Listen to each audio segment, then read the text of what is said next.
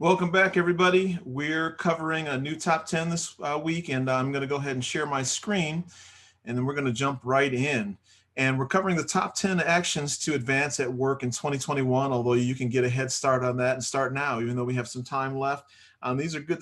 Anytime you want to make a change in life, there's no better time than the present. So, again, I want to encourage you to get a running start on this, and we'll see how it impacts you even maybe before the end of the year, right? But 2021 for sure, if you can go ahead and get started on this. Today, we're going to go into detail on number 4 and number 3, but I'll just do a quick rundown with you on the ones that we've covered so far. Number 10 was be proactive. Again, doesn't cost you a lot. Don't be reactionary. Again, a lot of people live in that reactionary zone, and you think you're being busy and productive. And there's a difference between being busy and being productive, right? You want to be productive, not just busy, busy, busy. Big difference. So if you're in reactionary mode and not necessarily productive, you need to have an honest conversation with yourself about the difference between those two and figure out, are you just being reactionary and that's why you feel like you're busy, busy, busy? Or are you busy because you're being productive and proactive and you're getting ahead on things so that you can face the challenges when things are given to you or dumped on you last minute that might cause some interruptions in your planned work week or work schedule, right? So think about that. Honest conversation with yourself in terms of how you're operating. Are you reactionary or being productive, proactive and productive?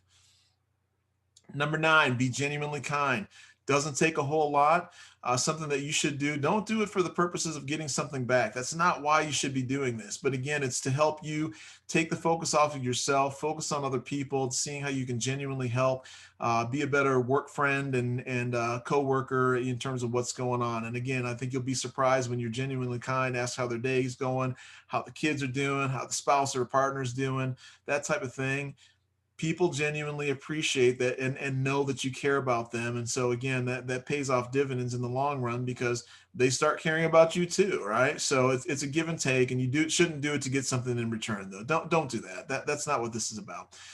Number 8, complete all your quarterly and year-end goals, right? It's something that you can do that's just, low-hanging fruit, that you can get done. And the other thing to consider there, if they're just the standard, quarterly and year-end goals that everybody gets, and you're trying to either get a raise or get a promotion to a title that you're aspiring to, sit down and talk with your boss and say, hey, what do I got to add in here that's tangible, trackable, and measurable that will help me get that raise or get that promotion, and when, if I achieve these, can we talk about that happening, right? So put some dates behind it. Always ask the when on this too, because your boss in their mind might say, yeah, in 3 years we can talk about it. But again, you need to push a little bit and say, get some commitments from them, then document it and say at the end of the year, hey boss, we talked about this. I not only delivered, and you need to have some, measurements in terms of showing how you've delivered, so that when they go and fill that out, they can't argue it, right? You need to document what those things that you've done, and just say, not only have I delivered, but I've overachieved on it. So let's talk about that, when we talked about it, early on in the year. Number 7, give others credit frequently. Doesn't cost you anything. Don't, again, do it, in a way that's, looks like you're sucking up. That's not what you want to do it for. But, if you have a team member or a team that, put in some extra time or went the extra mile to help you out with something, acknowledge them. Doesn't cost you anything at all. And it doesn't make you look bad, right? It makes you look like you're a team player, that you care about them and you want to make sure that they get credit, where credit's due. So doesn't cost you anything, and will go, miles with people when you're, establishing friendships and relationships at work.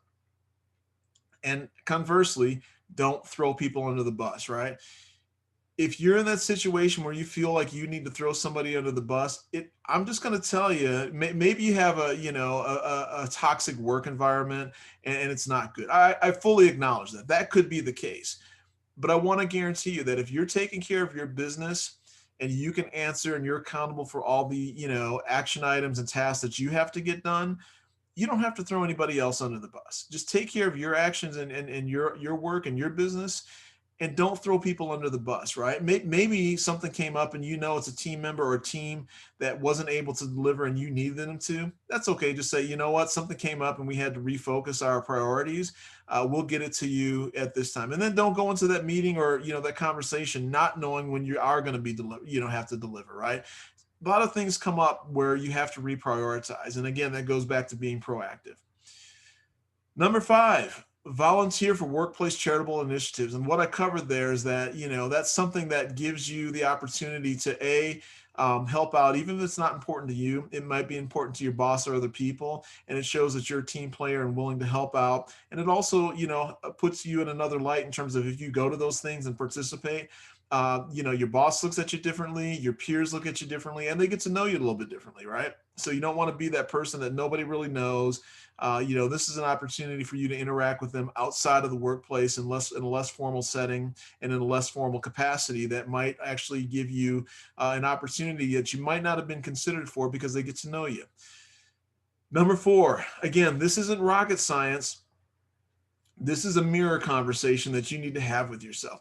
Are you operating, you being honest and having integrity in every area in your life and then at work also, right? Are you taking ownership for your mistakes? Talked about that in terms of number 6, in terms of not throwing people under the bus, right? But if you're walking in honesty and integrity, in all areas, you're going to be above reproach for the most part, right? And again, some people may try and throw you under the bus. You don't have to worry about those people. As you do your job, take care of things that are in front of you, just do your job. You'd be amazed at how much credit you get even when you're not, it's not required of you, and somebody says, hey, Paul didn't deliver on this. If you're doing your job consistently with honesty and integrity, most people are going to say, hey, I know Paul, he never misses a deadline or doesn't deliver, in terms of quality on his work. That's something that, maybe something came up. I'm sure there's a reasonable explanation for it. It helps you out if you operate in that mode all the time, right? So it's something that you really want to, if you're not doing it, take stock of, what you're doing in your life and what you're doing in your work life, right? Make that change, start operating. You can start now. It doesn't matter what you've done in the past. You can start now, turn over a new leaf, and you can make some changes there, right? I think that it might be refreshing and shocking for people, and you might be surprised at what kind of different reaction you get from people if you change things around from your perspective, right? Never too late to change. Number 3 kind of goes in with what I talked about in number 10, and that's showing up to work early. Not starting your day, but showing up early, right? Logging in the current environment that we're in. But here's what I've found over the years, right? I used to be, a late nighter, when I was in my early 20s, and, rolling into work right at the start of the work of when I'm supposed to be there. When I used to be a firefighter in Detroit, I'd get there about 15 minutes early beforehand, but I could get there in an hour if I needed to, and maybe they've had a long night, the crew, and I can sub somebody out, right? But it does a couple of things when you're getting in early, right? It gives you a chance to be proactive, like we talked about in number 10, but B, you then, as you get things, in from the folks who are those late night folks and operating in reactionary land, which is where you don't want to, operate in, they'll send things to you, 1, 2 o'clock in the morning, because that's how they're currently operating for whatever reason. And I'm not poking eyes, but again, if you're getting in early, you can respond to those and still get your day and your meetings and your week organized, whatever you need to do. It allows you to be proactive because something came up, right, that late at night. The other benefit to showing up to work early is that most of your leaders, right, from that, senior manager, maybe not. I've seen a lot of senior managers kind of come in 9:30, 10 o'clock sometimes, not casting, judgment, because a lot of people have family, that they've got to take care of and things that they've got to do. But a lot of your directors, a lot of your VPs, they get in early. And when they see you on whatever instant message, system that you're on, if they have a question about something, a lot of times what'll happen is, because you're in work early, they have a question, and all the other people who are not in work early, they'll ping you. You have opportunity, if you know your business and you're doing your job, you have opportunity to shine, right? By being, and again, don't steal credit. What I would do is that if your boss's boss pings you and says, hey, I saw this email come through, do you have any background or insight on this? You can give them that insight, be knowledgeable, but just say, hey, I know my boss is working on it. They had conversation with us about it, and this is what we were assigned to do. It's going to do 2 things for you. It's going to show that you're engaged and know what's going on, but it also shows that you're not throwing your boss under the bus, and that you gave them credit for, showing that they had, that this is being worked in and being taken care of, right? A lot of good things happen when you show up to work early. So again, these things are just common sense things, but I want you to really think about it. If you really want to, if you're serious about advancing at work in 2020 or 2021, you can do these things, and it doesn't cost you a lot. So I'm gonna go ahead and stop sharing my screen, and next video we're gonna cover number 2. And again, do me a favor, hit that subscribe button, hit the thumbs up, hit the alert button, and share this video with somebody who may need to hear it if you don't want to share it with them, or if they're not receptive with you sharing it with them.